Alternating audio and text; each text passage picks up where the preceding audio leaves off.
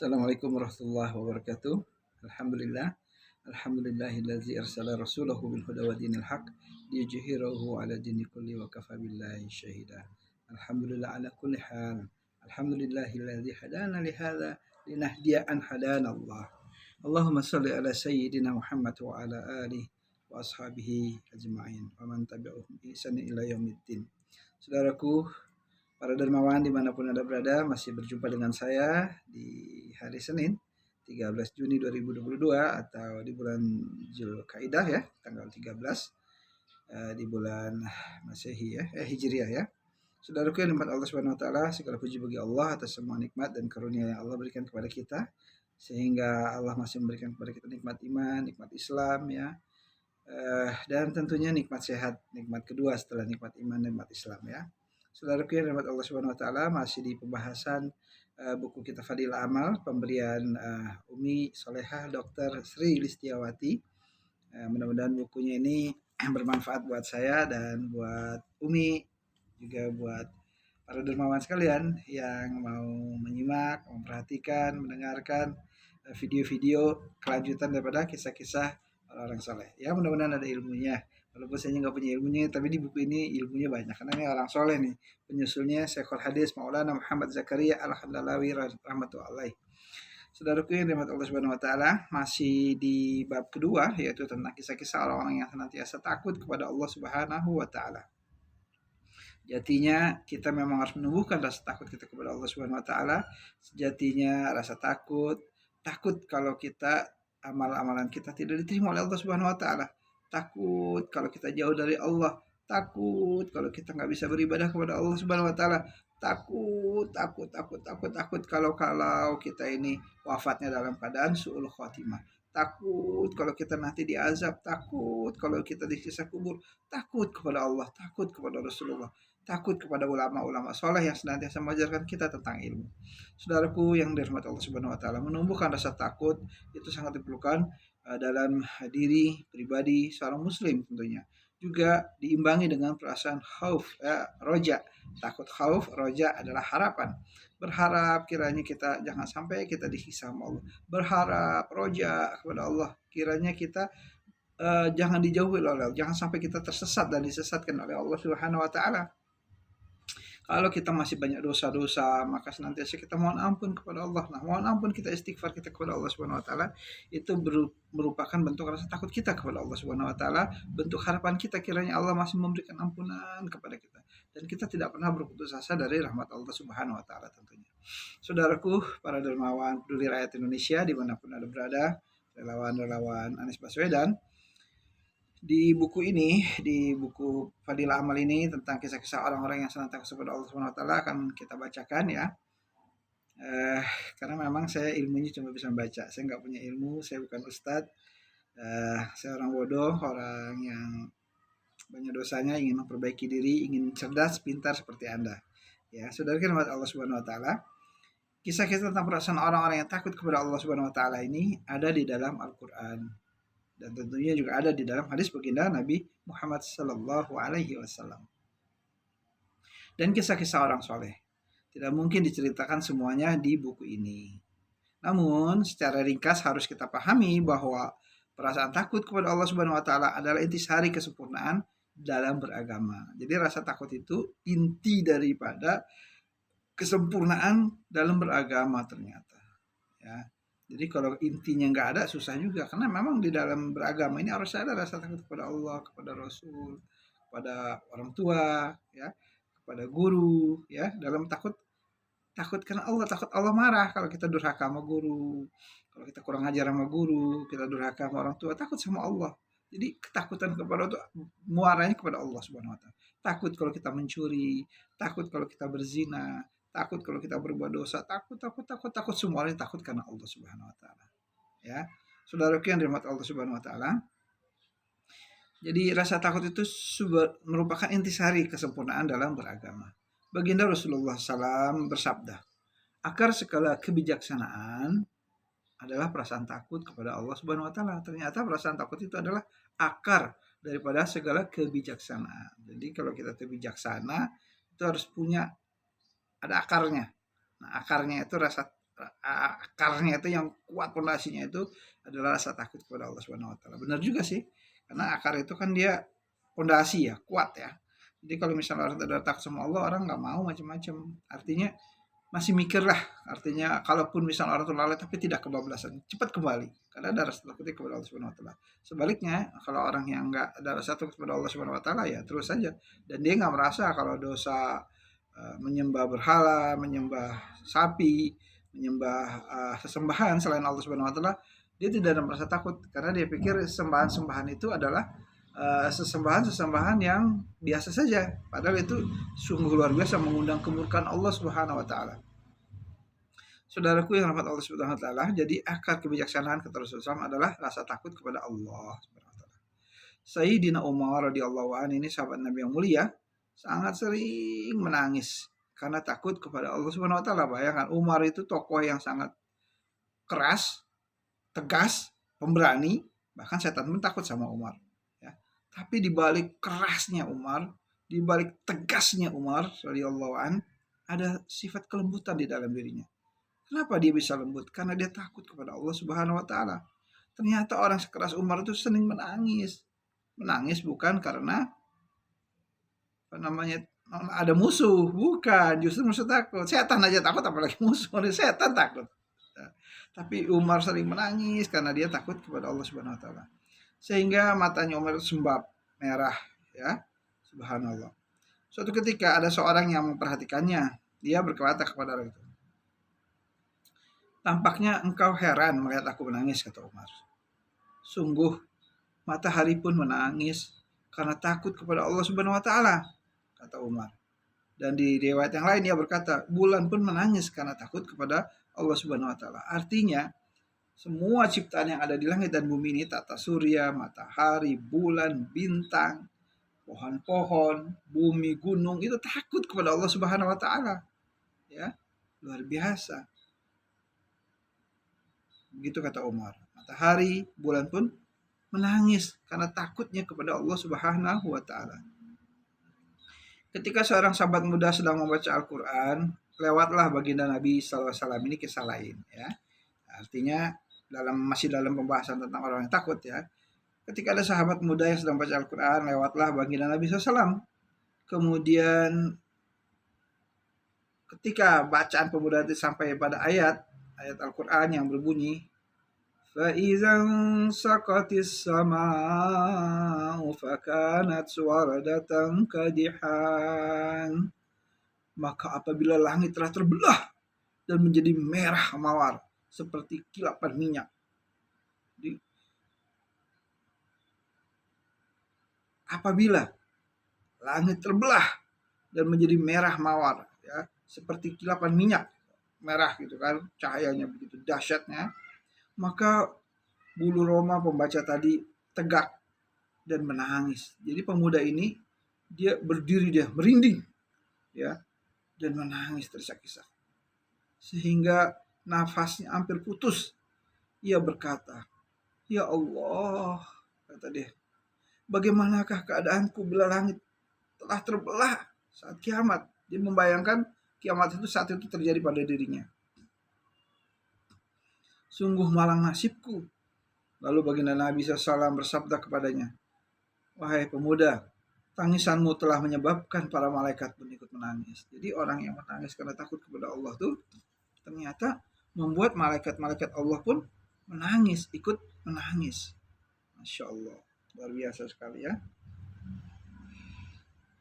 Dalam kisah lain, seorang sahabat Ansor setelah menunaikan sholat tahajudnya duduk sambil menangis terseduh-seduh. Sahabat Ansor nih, setelah dia melaksanakan sholat tahajud, sholat malam. Jadi emang orang-orang sholat itu gemar sholat malam, sholat duha. Jangan kita tinggalkan ya. Sholat-sholat sunnah tuh, barang siapa kita gemar melaksanakan sholat wajib tepat waktu, kemudian kita tambah. Karena kita kadang sholat wajib pun kita kadang terburu-buru, nggak khusyuk. Nah, untuk menutupi kekurangan-kekurangan kita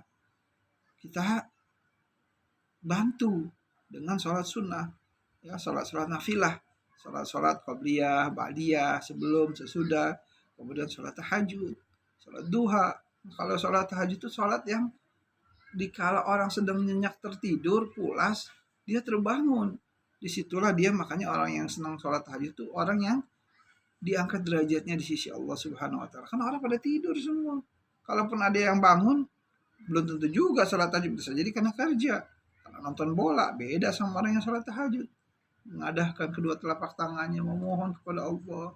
Ya, Masya Allah, luar biasa sekali orang-orang yang senang, gemar sholat tahajud, sholat sunnah tahajud. Itu juga kalau dia sholat duha di pagi hari, ya jam-jam 8 sampai jam 10-an itu ya, antara itu waktunya ya.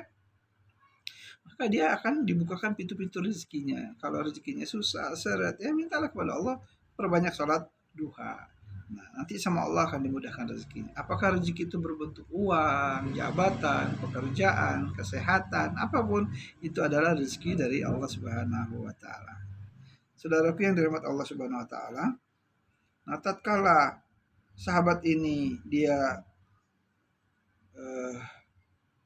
bangun sholat tahajud, dia duduk sambil menangis terseduh. Ia kemudian berkata, "Aku mohon perlindungan kepada Engkau ya Allah dari api neraka jahanam." Baginda Nabi SAW bersabda, "Hari ini kamu telah membuat para malaikat menangis." Ya, tuh. Rasulullah ada pada saat itu ya.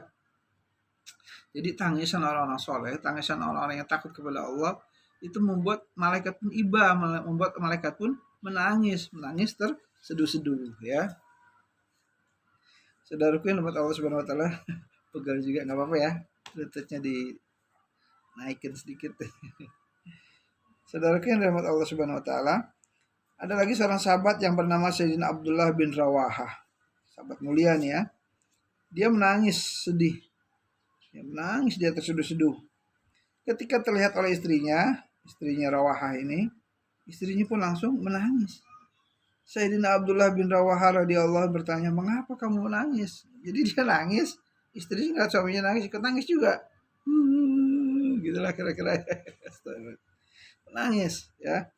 Mungkin sedih kali, pikir mungkin nih kalau istri solehah kan gitu selalu dia muhasabah diri.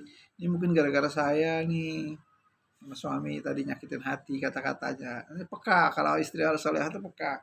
Ya, mungkin saya nggak masakin dia makanan yang enak-enak. Mungkin saya kurang menservis suami dalam hal bajunya dan sebagainya, semuanya ya, memberikan pelayanan yang terbaik kepada suami. Atau mungkin muka saya waktu saya lagi capek, nampak muka saya bermuka masam. Nah, jadi istri solehah itu harus senantiasa memperlihatkan wajah yang manis, bersih, sejuk, ya kan, ceria, jangan cemberut terus, ngomel. Apalagi kalau pas suaminya belum gajian atau pas lagi nggak ada uang, nah itu jangan. Ada duit aja suaminya baru senyum-senyum dah. Kira lagi nggak ada duit suaminya marah-marah, nggak boleh ya. Itu bukan ciri-ciri wanita solehah. Nah ini istrinya Abdullah bin Rawahah ini ikut menangis. Jawab istrinya, "Saya menangis karena engkau menangis, wahai suamiku." Ya. Kemudian Sayyidina Abdullah bin Rawahah berkata, "Aku menangis karena membayangkan jika nanti aku harus menyeberangi neraka jahanam melalui jembatan Sirat, ya, jembatan yang mendebarkan seperti yang kemarin dalam pembahasan kita. Aku tidak tahu apakah aku akan selamat atau tertinggal di sana." Ternyata orang-orang soleh itu, jadi ketika ada cerita-cerita tentang jembatan Sirat, mereka membayangkan bagaimana dirinya, ya Allah, padahal dia orang soleh, tapi dia merasa takut. Itulah ciri-ciri orang soleh, merasa takut. Ya Allah, jangan saya nggak selamat, ya Allah. Sehingga dia dengan rasa takutnya itu dia terus untuk gemar beribadah kepada Allah. Dia terus rajin sholat sunnahnya, apalagi sholat wajibnya. Dia terus rajin baca Qur'annya, senang baca Qur'annya. Dia terus gemar baca-baca buku Islam. Karena dengan demikian akan menumbuhkan rasa cinta, rasa takut, rasa untuk beribadah, semangat. Benar sih memang. Saya juga kalau jarang baca-baca begini, iman saya lemah. Futur iman saya, lemah. Al-iman yajidu wala yanqus. Iman tuh kadang naik, kadang turun. Itu iman.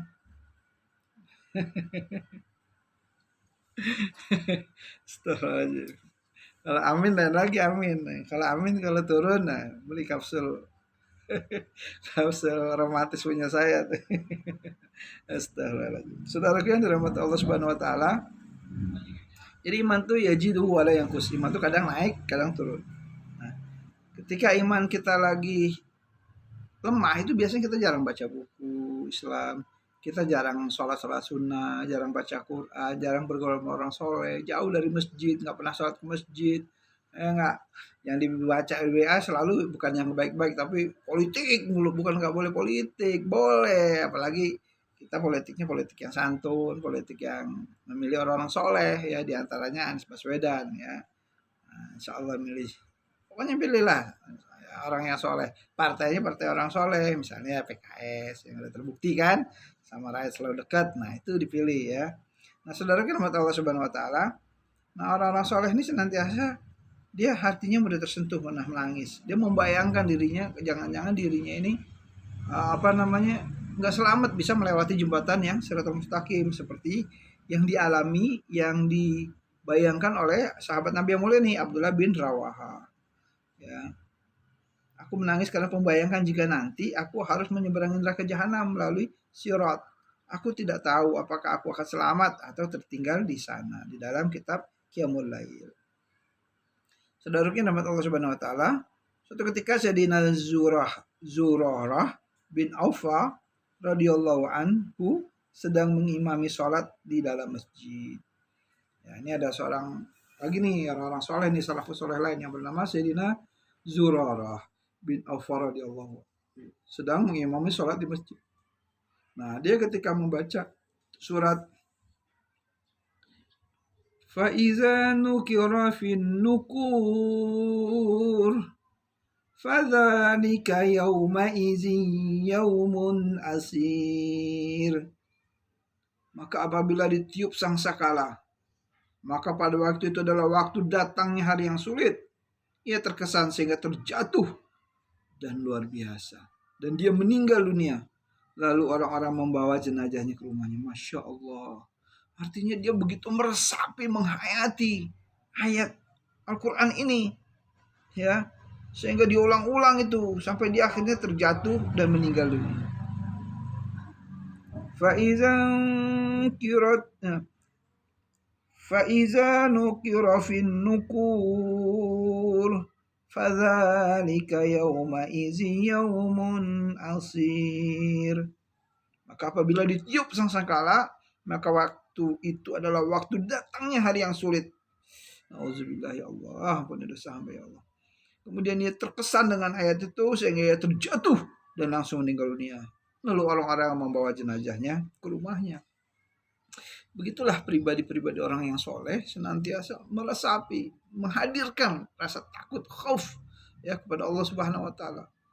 Ya Allah Subhanallah, kita belum seperti itu. Nah kita latihan, bisa nggak? Bisa. Kita latih terus, sering kita baca-baca ayat tentang neraka, surat-surat pendek itu kan suka tuh di surat Juz Amma, mulai surat ke-78. Ya, An-Naba, surat An-Naba, berita besar, itu kita baca artinya. Baca juga Al-Quran sama artinya, terjemahnya. Jadi kita tahu.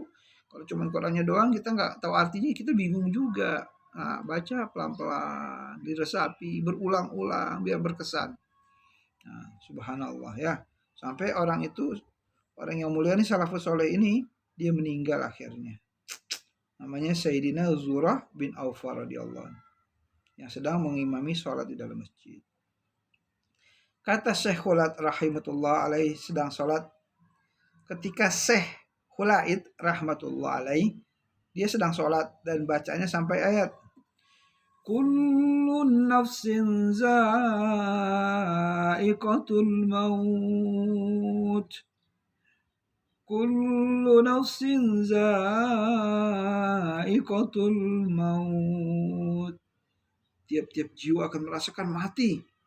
Ia pun mengulang-ulang ayat tersebut.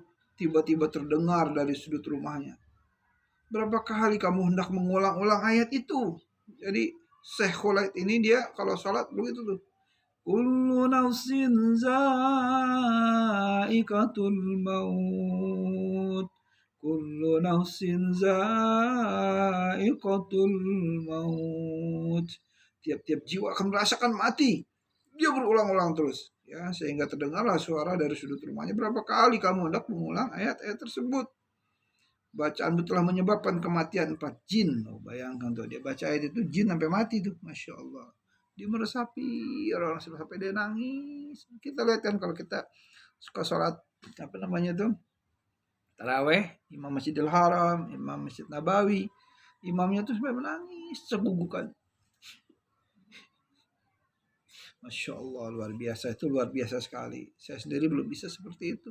Ya, mudah-mudahan kita sama Allah diberikan kemampuan hati kita, menghadirkan hati kita untuk meresapi ayat-ayat Allah, ya, dengan sepenuh hati dan jiwa. Nah, saudaraku yang dimiliki Allah Subhanahu Wa Taala, ada kisah lain mengenai seorang yang sedang mengerjakan sholat. Ketika bacanya sampai waruddu ilallahi maulahumul haqq wa waruddu ilallahi maulahumul haqq, dan mereka dikembalikan kepada Allah pelindung mereka yang sebenarnya. Tiba-tiba ia menjerit dan menggelepar hingga ia meninggal dunia. Masya Allah. Di samping itu masih banyak kisah-kisah lain yang perasaan takut kepada Allah Subhanahu Wa Taala. Memang orang-orang soleh itu begitu. Zaman dulu sampai sekarang juga banyak tuh. Ketika dia sholat, dia meresapi sampai dia ketakutan, dia gemetar badan sampai dia menggelepar sampai dia meninggal. Masya Allah, luar biasa sekali. Ya Allah, semoga Allah menganugerahkan kita manis dan lezatnya iman. Semoga Allah Ta'ala anugerahkan kepada kita manis dan lezatnya ketika kita membaca ayat suci Al-Quran. Sehingga kalau bisa kita bisa menangis. Mudah-mudahan Allah berikan kepada kita anugerah manis dan lezatnya ketika kita berdoa kepada Allah. Sehingga doa kita manja, sungguh-sungguh, penuh harap, penuh takut. Sampai kita doa sampai menangis kepada Allah. Sholat kita bisa menangis, zikir kita, zikrullah kita sampai menangis kepada Allah. Puasa kita puasa yang senantiasa penuh ketakutan. Orang yang suka puasa sunnah itu keutamanya diantaranya banyak sekali, ya, mendekatkan diri kepada Allah, membuat Allah redho. Di antaranya adalah menjauhkan wajah kita ini, tubuh kita ini dari api neraka jahanam. Sekali puasa itu 70 tahun kita dijauhkan dari api neraka. Nah, jadi gemar-gemarlah saya, terutama saya ini, Anda salat saum sunnah, apakah itu saum Senin Kamis, apakah itu saum Yaumul Bait, ya kan, tengah bulan tuh di bulan-bulan Hijriah, atau puasa Nabi Daud, sehari puasa seringga, ya sesuai dengan kemampuan Anda lah, ya. Ya karena Allah. Jadi niat puasa karena Allah. Jangan karena ingin supaya perutnya nggak gendut. Jangan, nauzubillah, semoga Allah lindungi. Nggak ada gunanya. Sama kayak minum makan, kalau niat kita kan Allah ibadah. Apakah orang kalau udah minum nggak haus? Pasti. Jadi tapi niatnya bukan saya mau niat nyium supaya nggak haus. Enggak usah niat nyium. Bismillahirrahmanirrahim. Udah hilang hausnya, dahaganya. Niat makan karena Allah, mendekatkan diri, sarana untuk ibadah kepada Allah kan. Kalau kita badannya kuat, sehat, seger, ya kan kita ibadah enak. Coba kalau kita sakit-sakitan ibadah, kita aduh males, maksudnya berat, merinding, menggigil badan karena kita sakit kan. Nah, begitulah nikmat sehat. Makanya ketika kita sehat, bersyukur, banyak bersyukur pada Allah. Kemudian dimanfaatkan ketika kita sehat itu banyak melakukan ketaatan-ketaatan kepada Allah Subhanahu wa Ta'ala. Saudaraku, jadi kisah yang tadi itu warudu ilallahi maulahumul haqq, dan mereka dikembalikan kepada Allah pelindung mereka yang sebenarnya. Tiba-tiba ia menjerit dan menggelepar sehingga meninggal dunia. Ya, masih banyak kisah-kisah lain, ya, Masya Allah. Seorang ulama lain yang bernama Syekh Fudail bin Iyad rahmatullah alaih, seorang wali Allah yang masyhur, berkata, perasaan takut kepada Allah Subhanahu wa Ta'ala selamanya akan membawa kepada kebaikan. Jadi rasa takut, menghadirkan rasa takut kepada Allah Subhanahu wa Ta'ala itu sebenarnya adalah kebaikan, melahirkan kebaikan. Semua orang tentu mengenal Syekh Shibli rahmatullah alaih. Ia pernah berkata, jika aku sedang takut kepada Allah Subhanahu wa Ta'ala, maka akan terbuka pintu rahasia hikmah dan ibrah bagiku yang sebelumnya tidak pernah terbuka. Benar. Ya, jadi kata ulama nih, Syekh Ibli ini, jadi kalau kita ada tumbuh rasa takut kepada Allah, hikmah-hikmah itu kan keluar. Masya Allah, ibrah, hikmah, pelajaran. Bahkan saya pun jujur juga, ketika saya ini membacakan kitab ini, padahal saya nggak ada ilmunya, sama sekali saya nggak ada ilmunya, kecuali yang Allah berikan kepada saya. Baca buku ini tahu tuh, kadang kata-kata itu meluncur aja tuh dengan sendirinya, bismillah, ya. Kadang terfikirkan, tadinya kita bingung apa mau ngasih apa ya, mau nerangin apa, saya nggak ada ilmunya, saya sendiri pendosa, banyak dosanya, masih lemah, banyak kekurangan, baca Quran masih belum benar, makhrajul hurufnya, tajwidnya. Tapi kalau kita ingin belajar terus, nanti mau Allah berikan jalan-jalan. Ya, Allah berikan ilmu, makanya minta sama Allah supaya ditambahkan ilmu yang bermanfaat. Ya, ini diantaranya kita menggali ilmu. Nah, mudah-mudahan sama Allah dengan kita baca-bacaan ini sama Allah ditambah ilmu, tambah ilmu, gitu. Insya Allah. Jadi kata Syekh Sibli rahimahullah ini, jika aku sedang takut kepada Allah Subhanahu wa taala, maka akan terbuka pintu rahasia hikmah dan ibroh bagiku yang sebelumnya nggak pernah terbuka. Dalam sebuah hadis Allah Subhanahu wa taala firman, aku tidak akan mengumpulkan dua rasa takut dan dua rasa ketenangan pada seorang hamba. Jadi Allah, maksud kata Allah, aku tidak akan mengumpulkan dua rasa takut dan dua rasa ketenangan. Galjuan kaki.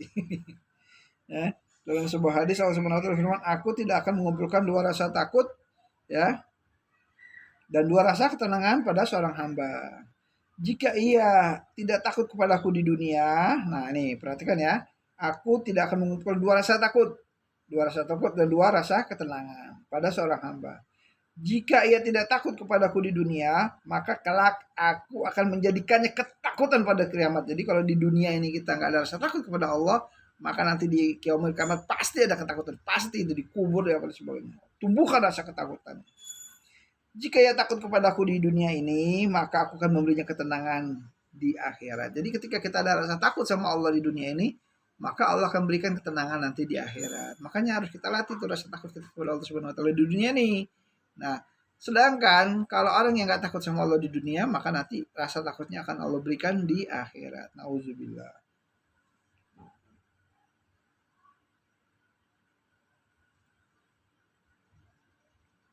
Kemudian baginda Nabi SAW bersabda lagi, barang siapa takut kepada Allah Subhanahu wa taala, ya, niscaya seluruh makhluk akan takut kepadanya tuh. Jadi kalau orang takut sama Allah, yang pertama nanti dihilangkan rasa takut di akhirat.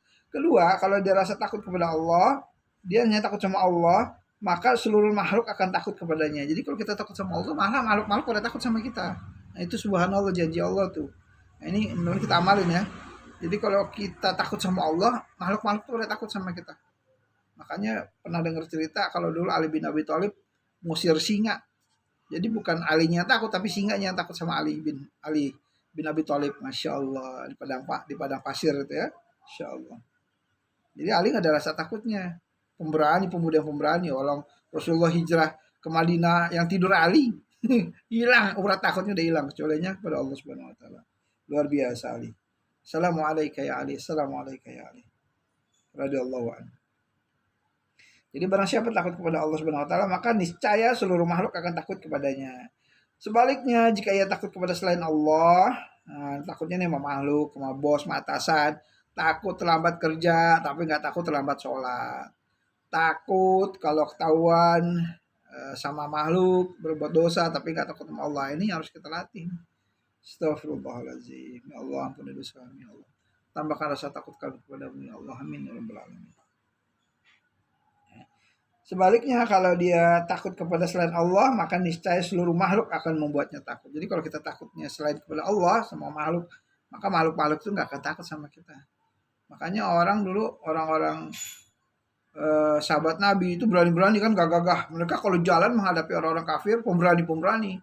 Dadanya membusungkan dadanya, maksudnya itu berjalannya gegap, nggak ada rasa takutnya mereka sama orang-orang kafir.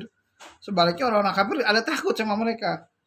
Nah kalau sekarang kan bahkan tokoh-tokoh orang-orang yang ya gitulah, ormas terbesar malah takut kalau ketemu orang kafir, ketemu pendeta cium tangan, malah jilat-jilat kayak gitu ya. Maka nggak ada takutnya orang kafir sama orang Islam. Itu dia bedanya. Jadi kalau rezim rezim atau pemimpin negeri ini atau negeri-negeri Islam lainnya kalau takut sama penguasa-penguasa dunia, Amerika sama Cina, udah, mereka nggak takut sama kita. Tapi kalau kita nggak ada takut-takutnya, takut kita sama Allah, mereka takut tuh kayak di Afghanistan. Pacar kacir itu pasukan Amerika kan, akhirnya mereka harus pergi meninggalkan Afghanistan dengan perasaan malu. Begitu juga di chatnya, ketika dulu Soviet menjajah chatnya, pasukan chatnya berani-berani. Di antaranya adalah Umar Khattab. Wah, itu pemberani mujahidnya itu udah syahid. Nah, itu akhirnya mereka angkat kaki dari chatnya, bukti chatnya, subhanallah. Saudaraku yang dirahmati Allah Subhanahu wa taala, jadi tumbuhkan rasa takut kepada Allah dan tidak takut kepada makhluk. Berusaha pelan-pelan dikit-dikit, mohon sama Allah, dekat sama Allah, rajin sholat malam, rajin baca Quran, rajin saum. Nah, nanti Allah tumbuhkan rasa takut kepada Allah. Banyak baca-baca buku Islam, buku-buku tentang hari kiamat, tentang alam kubur, ya, tentang sisa-sisa kubur, sehingga menumbuhkan rasa takut kita kepada Allah dan menumbuhkan rasa cinta kepada Allah Subhanahu wa taala. Kalau kita ada rasa takut kepada Allah, Allah nggak pernah zalim sama kita. Tapi kalau kita takut sama selain Allah, sama penguasa zalim, dia zalim. Gitu. Justru kita takut sama makhluk tuh dia semakin berbuat zalim sama makhluk gitu. Saudaraku rahmat Allah Subhanahu wa taala, Syekh Yahya bin Mu'az rahimahullah berkata, seandainya manusia takut kepada neraka sebagaimana ia takut kepada kemiskinan, maka ia langsung masuk surga. Syekh Yahya bin Mu'az berkata, seandainya manusia takut kepada neraka sebagaimana ia takut kepada kemiskinan, maka ia langsung masuk surga. Jadi orang yang takut neraka karena Allah ya, itu kata Syekh Yahya ini ya, dapatnya Syekh Yahya. Nah, sebagaimana ia takut dengan kemiskinan, maka ia langsung masuk surga.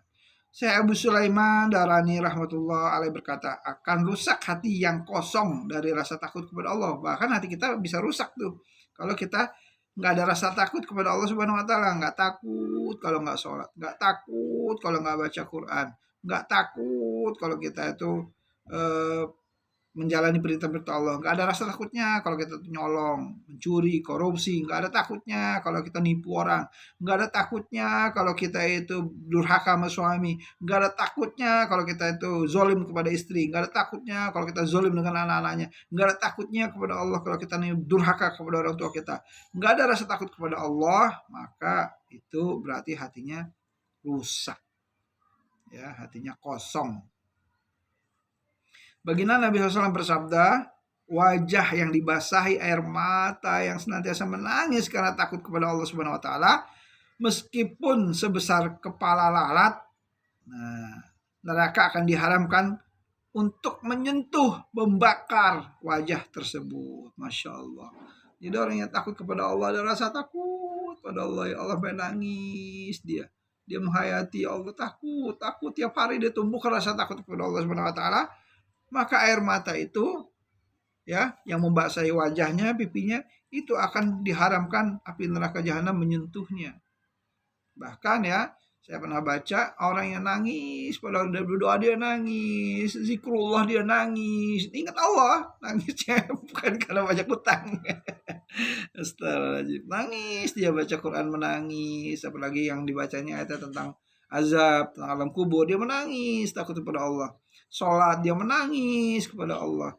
Terus dia ingat dosa-dosanya hari ini, apa dosa yang dilakukan ya Allah. Setelah dia menangis, ya Allah ampuni dosa saya ya Allah. Menangis. Nah air mata yang tumpah ya ke pipi kita ini ya, itu sama malaikat Jibril ditampung. Ya, dikumpulkan nanti berapa banyak dia nangis dari mulai dia akhir balik ya, sudah dewasa sampai dia meninggal. Nangis karena takut sama Allah ya.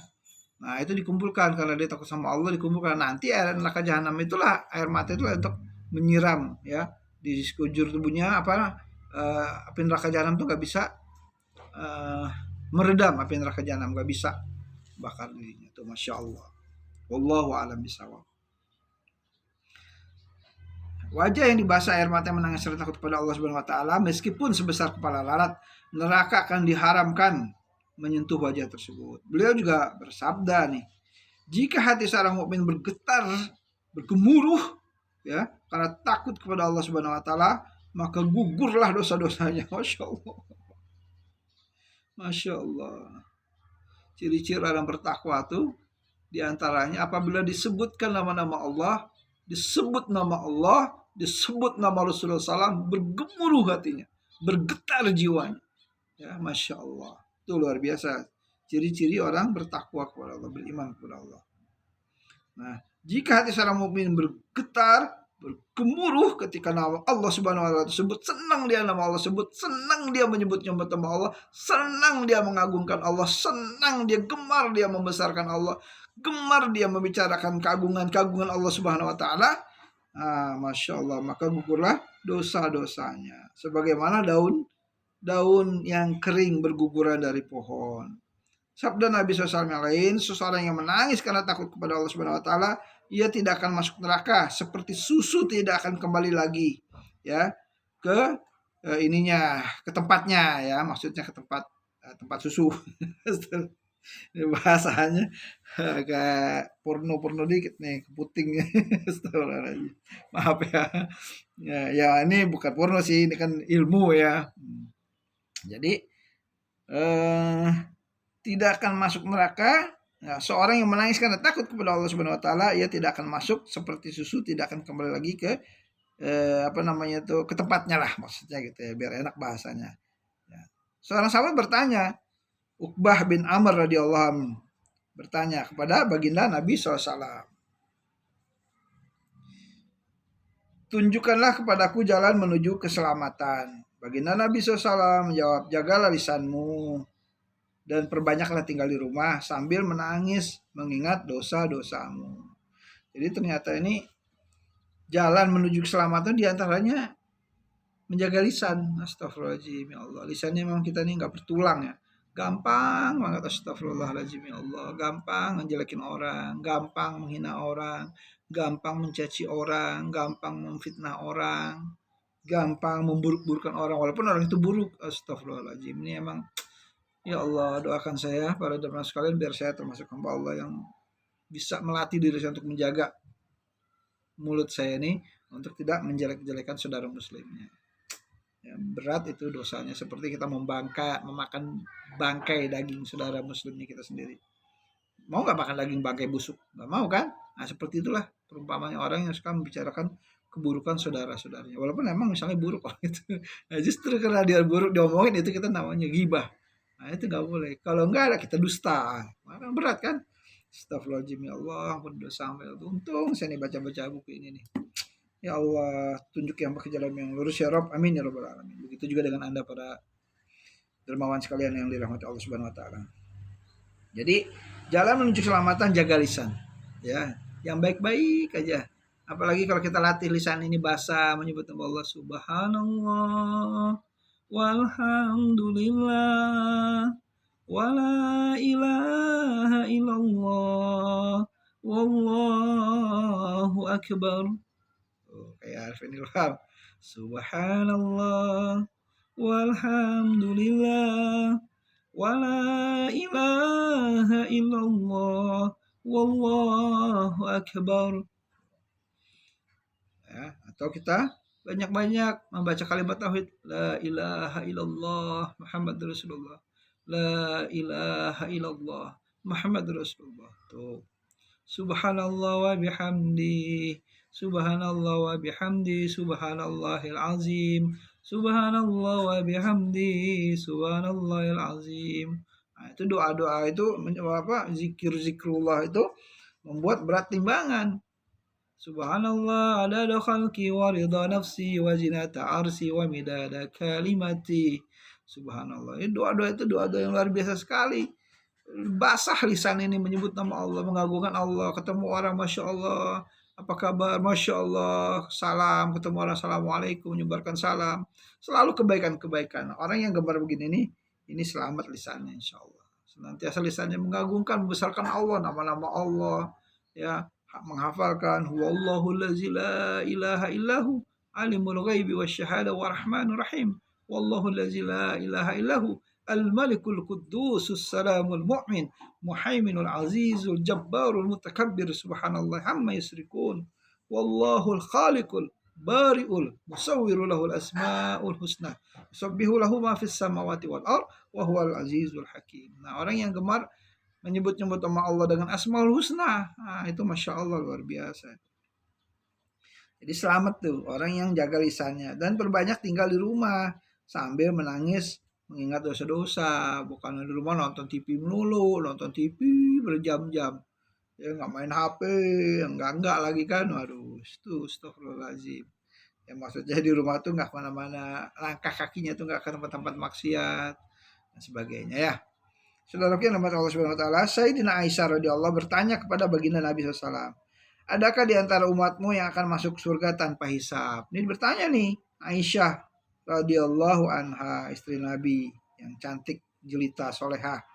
bertanya kepada Nabi SAW, adakah di antara umatmu yang akan masuk surga? Ya, kata Bunda Aisyah, tanpa hisab. Baginda Nabi Muhammad berjawab, iya. Tuh, jadi ada orang masuk surga tanpa hisab. Hisab itu perhitungan, diteliti, dihitung. Nah, itu beruntung banget kalau ada orang masuk surga tanpa hisab. Jadi gak dihitung lagi, langsung masuk surga. Masya Allah, luar biasa banget ya. Ada, ya kata Nabi, yaitu orang yang banyak menangis karena dosa-dosanya. Masya Allah, ini ternyata nih amalan bagus, saudara, para dermawan. Jadi kalau kita tuh banyak menangis akan dosa-dosa kita. Kalau perlu kita catat tuh dosa-dosa kita. Ada catatan-catatannya tuh kalau perlu tuh ya. Nah, apa aja nih dosa-dosanya? 1, 2, 3, 4, 5 kita catat. Kemudian cukup kita aja tahu, istri nggak usah tahu, anak nggak usah tahu, atau suami nggak usah tahu. Kita aja cukup kita catat, ya Allah. Ampuni dosaku ya Allah. Dari yang kita ingat, dari kita akhir balik. Karena kan dicatat amalnya itu setelah kita akhir balik. Dicatat apa dosa kita nggak sholat, berapa lama kita nggak sholat, apa kita pernah dulu minum khamar, pernah berzina, pernah menyembah berhala, pernah ke klinik-klinik, ke dukun. Catat semua dosa-dosa kita. Pernah menghina orang, pernah durhaka sama orang tua, pernah marah sama suami, pernah nampar istri, pernah zalim sama anak. Catat sebanyak-banyaknya. Kau yang tahu cukup kita disimpan yang rapi itu. Kita doa sama Allah, ya Allah, ampuni dosaku ya Allah. Catat kalau berzina berapa kali kita udah berzina, ya Allah, astagfirullahaladzim, berapa kali kita, aduh, catat ya. Kemudian kita ingat-ingat itu, ya Allah, ampuni dosaku ya Allah. Tapi jangan hilang, jangan lupa catatannya, jangan sampai orang pada tahu.